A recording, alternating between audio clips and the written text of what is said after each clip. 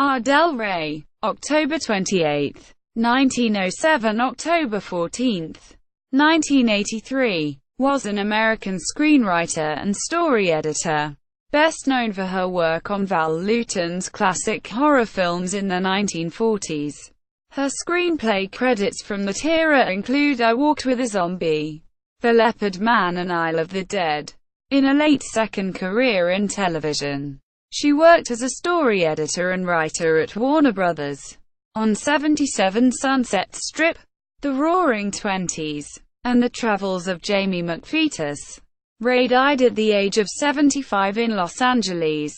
Early life and career. Born Ardel Wray on October 28, 1907, in Spokane, Washington. Wray was the only child of Virginia Brizik and Eugene Wray, both stage actors working in West Coast stock companies in the early 1900s. When her parents separated, she was brought to live with her maternal grandparents in San Francisco while her mother continued her career. She spent most of her childhood moving back and forth between her grandparents' home and a boarding school, and was raised primarily by her grandfather, B.F. Brizik, a prominent San Francisco businessman who was a surrogate father and mentor throughout her life. Divorced from Wray, her mother married theater director-manager John Griffith Ray in 1915 and moved with him to Los Angeles when he accepted a directing job at the Thomas Ince Studios. Ardel came to live with them in 1920, later taking her stepfather's last name. After graduating from high school, she worked as a model for Hollywood fashion designer Howard Greer, briefly attended the University of California at Los Angeles, and lived for a while at the Rehearsal Club in New York, where she considered and ultimately rejected the idea of becoming an actress. She had two short-lived marriages in the decade following high school, both to California artists, Henry D. Maxwell, 1928–1930, and Don Mansfield Caldwell, 1933–1939. Wray began her 40-year career in the film industry at Warner Brothers, where she worked as a reader from 1933 to 1936. During these years, she became part of a circle of friends that included Jolton Trumbo and Mark Robson. Trumbo and Robson had met on the night shift at a bakery where they both worked. Robson spent his days at college and in the prop room at Fox Studios looking for a way to get into the business of making movies. Trumbo spent his days writing novels and magazine articles before taking the job at Warner Brothers. Wray and Trumbo shared an interest in writing.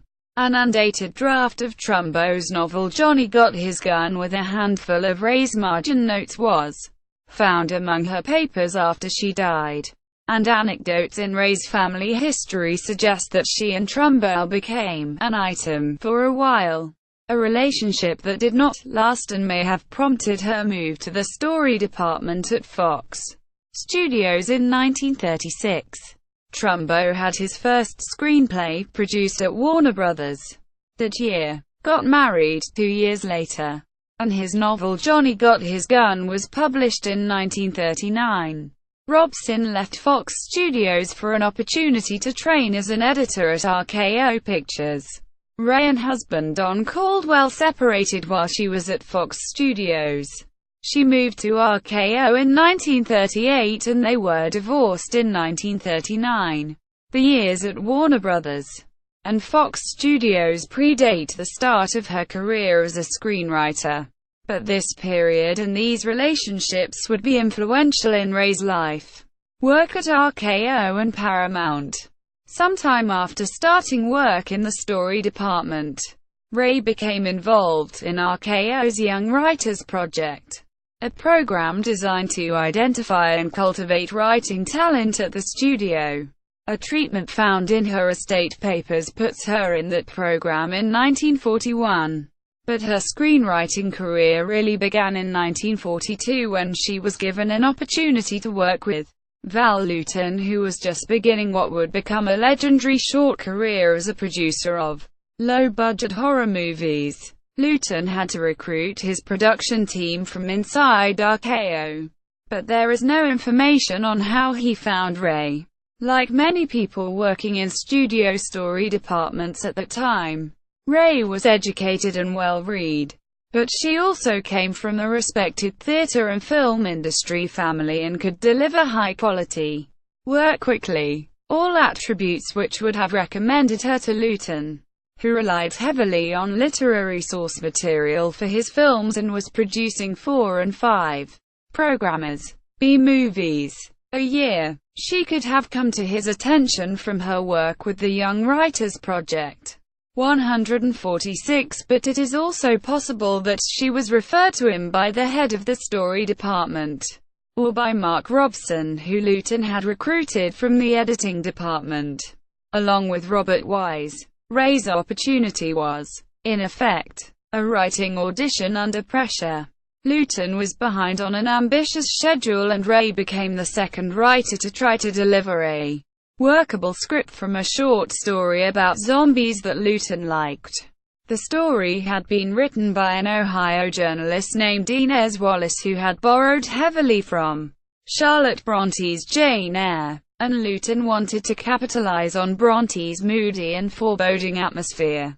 146 Wray delivered the script for I Walked with a Zombie and went on to become a regular in the Luton Group. Her next assignment for Luton was to write the story and screenplay for The Leopard Man based on Black Alibi, a novel by Cornell Woolrich. Later in 1943, she was loaned out to Maurice Geraghty's production group to write the story and screenplay for The Falcon and the Coeds, the seventh in his popular Falcon detective series. Back with the Luton Group in 1944, she developed Isle of the Dead, story and screenplay inspired by Beauclerk's symbolist painting, Bedlam. Historical research for a story inspired by A. Rake's Progress, the paintings by William Hogarth, and an A-movie property titled Blackbeard the Pirate. Original screenplay based on the life of the notorious English pirate, Edward Teach. 406 She also wrote dialogue for Youth Runs Wild, Mark Robson's directorial debut, and, before she left the group the following year, she and Luton began to discuss ideas for a screenplay about the life of Lucrezia Borgia. Remarried and living in Hollywood, Wray left RKO shortly before she gave birth to her daughter in May 1945. Her last produced screenplay for Luton, Isle of the Dead, was released in September of that year, shortly before World War II ended. Luton's films had played a major role in returning RKO to profitability during World War II, but the audience appetite for horror movies waned after the war. When Bedlam lost money, RKO did not renew Luton's contract and his group disbanded. The Mccarthy Era. In 1947, Wray was again approached by Luton, then at Paramount Pictures, to write the screenplay about the life of Lucrezia Borgia that they had discussed before she left RKO. Most of what is known about this project is found in chronicles of Luton's career where, with minor variations, the authors suggest that the project initially belonged to some other producer, that Wray's script, A Mask for Lucrezia, was abandoned or the project was cancelled, and that Luton got permission to rework Wray's unused script, but that somehow, the project slipped out of his hands. Quote, 406 This account does not align with Wray's history and appears to be based on a cover story for actions taken by Paramount in the early days of the Hollywood blacklist, sometime after completing A Mask for Lucrezia, and before it went into production. Wray was summoned to the business office at Paramount where, with little explanation, she was handed a list and asked to point to the names of people who were communist sympathizers. She declined. A few days later, she was let go. Her agent severed their relationship, and 2 weeks after that, all her scripts and work papers were returned to her via U.S. mail. signaling the end of her career as a screenwriter. There is no mention of Wray's meeting with Paramount in the accounts of Luton's career, but this would be the point where A Mask for Lucrezia was allegedly cancelled. Quote, Wray never said anything to suggest that she knew why she had been called into this meeting, other than that it had something to do with Paulette Goddard, who was lined up to play Lucrezia Borgia, and that there was some connection to Dalton Trumbo's troubles. Dalton Trumbo's troubles were that the Hollywood Reporter had publicly named him and a dozen or so other industry professionals as communist sympathizers, and that the House Un-American Activities Committee, HUAC, had seized upon this list as the starting point for their investigation into communist influence in Hollywood. Paulette Goddard was a rising star at Paramount and the studio was heavily invested in her. But she was also at risk of being swept into the HUAC's investigation by virtue of her marriage to actor Burgess Meredith, whose communist affiliations were a matter of record. Wray's early friendship with Dalton Trumbo, and her acquaintance with others at RKO, Edward Dmytryk, Adrian Scott, al., made her an easy mark. Studio bosses freely employed guilt by association, and the threat of blacklisting to coerce cooperation in ridding Hollywood of communists. But what Paramount or Goddard would gain from Wray pointing at some names on the list seemed to be a puzzle even to the person who handed it to her. In recounting the experience to her daughter years later, Wray described that person as obviously embarrassed by what they were doing, at one point offering whispered advice that, "They've already been named. Dear, you won't be hurting anyone." Quote, Wray's reasons for not taking that advice were simple. Such personal knowledge as she had of Trumbo was over a decade old. Everything else she knew was hearsay, and whatever was said about him or anyone else in the Hollywood Reporter was almost certainly based on gossip, if not entirely made up. Abstract philosophical ideas hotly debated over too many drinks at studio parties did not, to her mind, constitute subversive activity by any of the people she knew.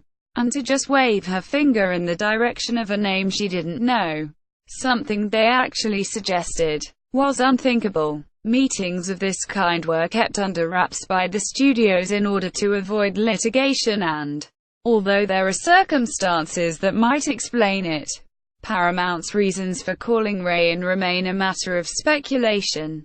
What is known is that work on A Mask for Lucrezia was suspended for a time and Richard Maybaum took over as producer. Production began in the fall of 1948, and by the time the movie was released in 1949 it had a new title, Bride of Vengeance, and the screenplay was based on a story by Michael Hogan with writing credits for two other writers, and no mention of Wray's original screenplay.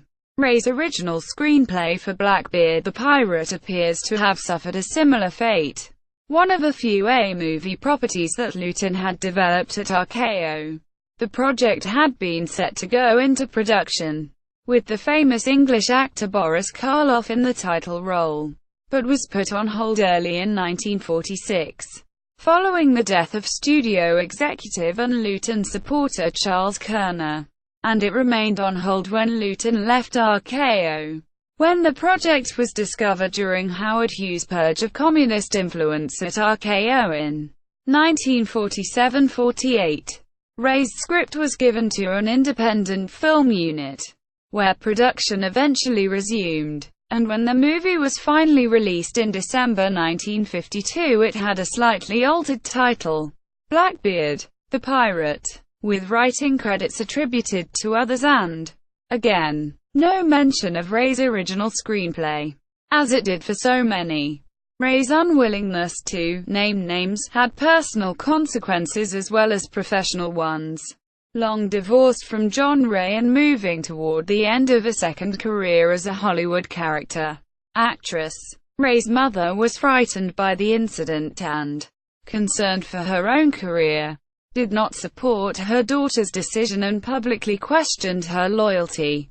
Wray's husband had just returned from serving in the Philippines in World War II and was unemployed. The situation put a strain on their marriage, which ended in divorce a few years later. Her circle of friends scattered. Wray's name would never appear on any list, but she would not work as a screenwriter again for 14 years, a phenomenon that would come to be known as the Grey List. To support herself and her daughter, she worked as a reader in various studio story departments and took occasional side jobs doing research and novelizing films for newspapers. She never remarried and, although she continued to look after her mother, their relationship never fully recovered from this period. Career in television. Wray returned to the story department at Warner Brothers in the late 1950s, and in 1960 she was loaned out to Roy Huggins's production team to do some work, uncredited, on scripts for his television series Cheyenne and Maverick. When Huggins left Warner Brothers at the end of that year, producer-director Boris Inkster hired her to be the story editor on his new series The Roaring Twenties, and she continued to work for him as a story editor and writer on that series, and on 77 Sunset Strip, The Travels of Jaimie McPheeters, and the movie Guns of Diablo at MGM. Boris Inkster had worked as a writer and director at RKO and Paramount in the 1940s. Roy Huggins was just starting his career when Wray was at Paramount, but would have his own encounter with McCarthyism a few years later, and there is little doubt that, together, they orchestrated Wray's late career transition from reader back to story editor and writer. Broadcast journalist Edward R. Murrow's 1954 exposé of Senator Joseph McCarthy had embarrassed the motion picture industry and soul-searching about its complicity in the HUAC, witch hunt, had gone on for years. Some, like actor Sterling Hayden, never made peace with themselves for caving into the inquisitional-style politics and testifying against friends. Others spent the rest of their lives in denial of the damage they had done. But many, like Inkster, whose career had not been adversely affected, and Roy Huggins, who took the advice that Wray could not and named names, did what they could to help restore careers that had been destroyed. In the winter of 1960, a few months after Huggins asked Wray to work on some scripts for him, Dalton Trumbo received screen credit under his own name for the first time in 14 years for his screenplays for Exodus and Spartacus.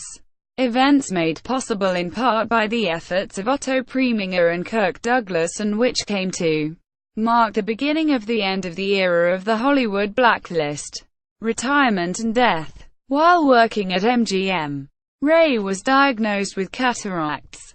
When her contract on Guns of Diablo ended, she left Inkster and returned to Warner Brothers, which was closer to home and did not require driving at night. And she continued working as a story analyst there and at the Walt Disney Studios until her failing vision forced her to stop, to go through the then long and complicated cataract surgery and recovery process. She retired in 1972 and lived in Santa Fe, New Mexico for the next several years, an area she remembered fondly from her trip there in 1943.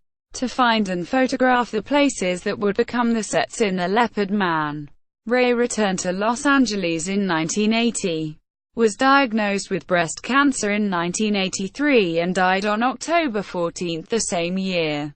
As she wished, her ashes were scattered at sea. Contribution to the Luton legacy. Wray wrote 3 of the collection films celebrated in Martin Scorsese's 2007 documentary film Val Lewton, The Man in the Shadows. 2 of them groundbreaking screenplays that helped define the genre of the psychological thriller, and establish Lewton's reputation as the master of horror. In Wray, Lewton found a writer with a gift for character development who was also willing to take on challenging a controversial subject matter, the supernatural, a serial killer, the plagues of war and superstition, and the relationships in the notorious Borgia family. All were out of the mainstream when Wray sat down to write about them, and her ability to seduce 1940s audiences into traveling with Luton into some of the darker corners of human experience was evident in the unexpected critical and box office success of those films. Wray was also a member of one of the most famous B-movie units at work during what is now viewed as the Golden Age of Hollywood, a group whose creative energy and inventiveness made Luton's success possible. She spoke about working with the group in a conversation with her daughter many years later, a recollection that confirms its place in the Luton legacy and in Wray's heart.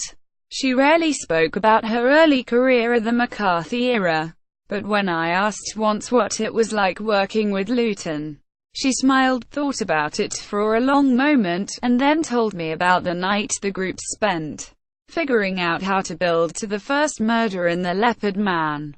The scene she had written was pure psychological terror, trading on very basic fears of the dark, of being punished unjustly, locked out of your own home, abandoned by people you trust, and at the same time it sets up the mystery that is the premise of the entire film. They were under pressure to get this sequence right, and almost everyone was there that night. The session went well into the small hours of the morning, was filled with laughter, and included a hilarious riff as one of them experimented with a set of castanets, which turned out to be the key to building the tension and suspense. They worked their way through a dozen different shot sequences before they were satisfied, and listening to her, I had the very strong impression that they would have come up with that same elegant, powerful scene even if they had been working with an A-movie budget and had more time. As A.G. so famously observed about Luton, these were people who understood film and cared about human beings. I can still see the smile on her face as she recalled that night. Stephanie Warren, September 2016. Filmography. With one exception, the credits listed are per Wray's Internet Movie Database Filmography, where there is a discrepancy with other sources. Clarifications can be found in individual footnotes. Writer: I Walked with a Zombie. 1943. Screenplay: The Leopard Man. 1943. Screenplay: The Falcon and the Coeds.